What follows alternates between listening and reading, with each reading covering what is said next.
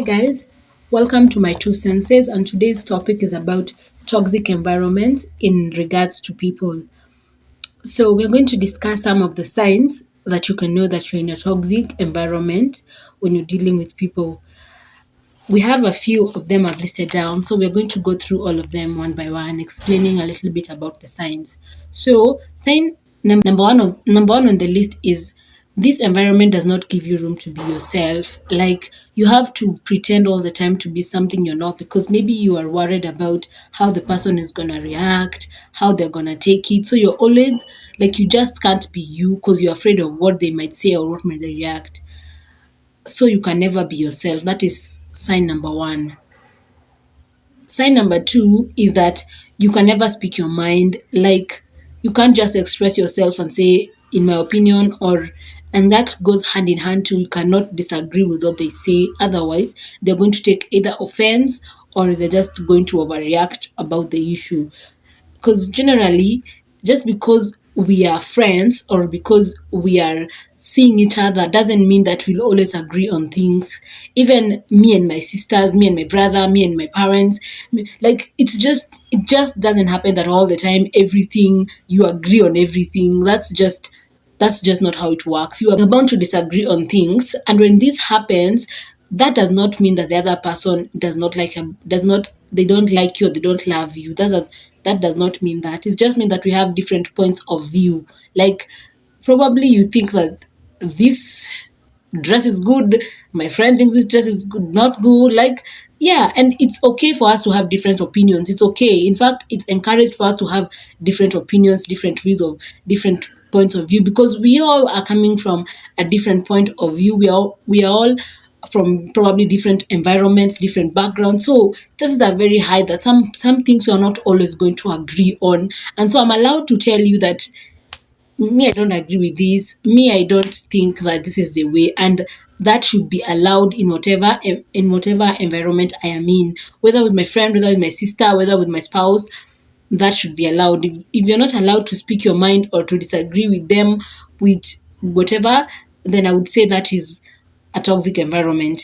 The other one we're going to discuss is you can't express yourself. Like, let's say you've been hurt or they've done something wrong to you. You just can't come and tell them that, hey, what you did yesterday was not good. What you did to me, I did not feel nice about it. Because once you do that, this person takes offense and they think that you're probably attracting attention or you're always wanting fights or they even it may even go to a situation where they now turn the situation around and now they start playing the victim. You see, I would say that's a toxic environment. And in some cases, what happens is when I tell you how I'm feeling, you want to question how like you want to question my feelings. Like, why does that hurt you? Instead of just saying that you're sorry and you'll not do it again, you want to question, like maybe you say, why does that is that something to upset you? Like sayo ni kitu ya kukasirisha, that kind of attitude, which does not help in a situation.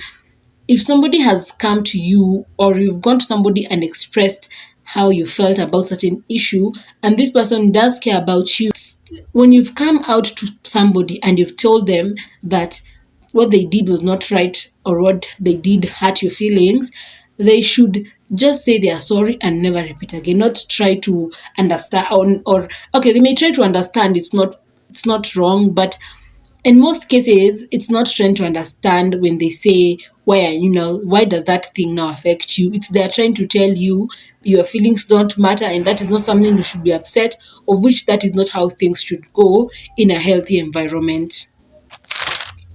So the other one is making inappropriate comments, even though you've told them several times not to do it. You know those kind of people where you've told them, don't call me this, don't do that to me, or even this one also goes in hand with respecting your boundaries. Like this person does not respect your boundaries. You've told them that you just can't come to my house. Like yes, I know we are friends, but you can't ambush me at my house. At least give me a call and tell me you're on the way, or just tell me in advance or days before, or even on your way, just tell me you're coming. Just can't ambush me in my house and expect me to be okay with that. Like these are people not respecting boundaries time and time again. is one of the signs of a toxic environment, and also making the inappropriate comments even though you've corrected them several times and they're still doing it and doing it.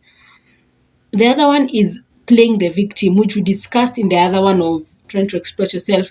This person is always playing the victim, even though you're the one who's affected. Like they turn every situation to look like they are the victim and that you are the one who has hurt them, even though it might be the other way around. And you've already even expressed and told them that they should stop playing the victim, but they are still doing that. So I would say that is also a sign of a toxic environment. Pressuring you to do things that you don't want, even though you've expressed several times you don't want to do them. Of course, people who are friends, people who are seeing each other, it's not all the time that they want to do the same things. We grew up in different environments, we are different individuals, so we are bound not to like the same things. An example, probably I like to drink. I mean, my friend does not want to drink. I can't start pressuring her at, oh, you should drink, oh, you should.